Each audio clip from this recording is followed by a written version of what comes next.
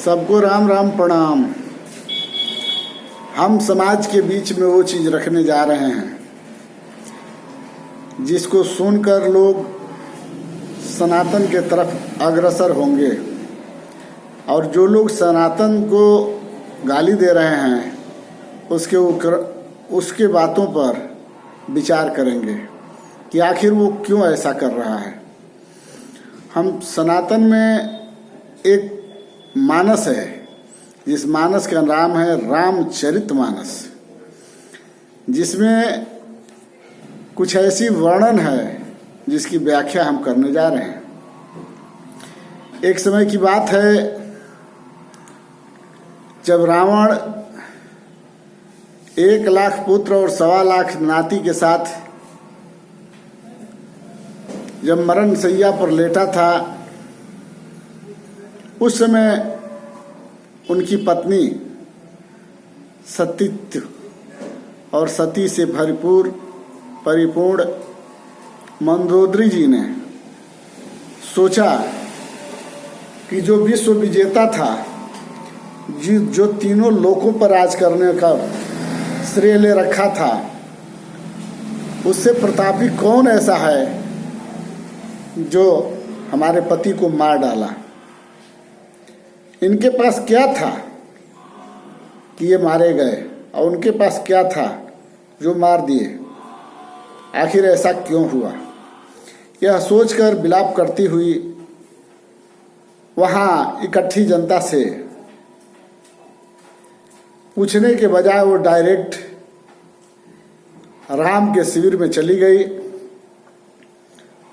जा ही रही थी कि प्रभु एक पत्थर पर उदास बैठे थे और बैठकर सोच रहे थे कि अकारण इतने लोगों का संहार हुआ, अकारण इतने लोग मारे गए।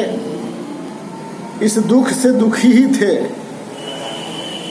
तब तक उनको दिखा कि कोई स्त्री या कोई आ रहा है, तो उसकी परछाई जब उनके ऊपर पड़ी तो तुरंत खड़े होकर हाथ जोड़कर बोले, हे माता प्रणाम, आप कौन, यहाँ कैसे आई।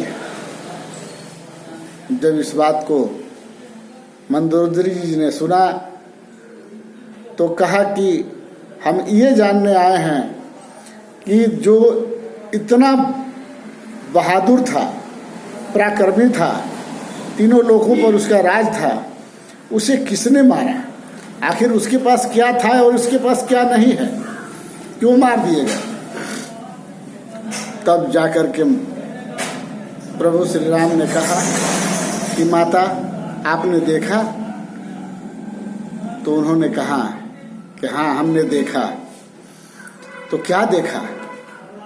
तो माता ने बोला कि यही देखा कि मैं इतनी सुंदर पतिव्रता, सुंदरता में सबसे उत्तम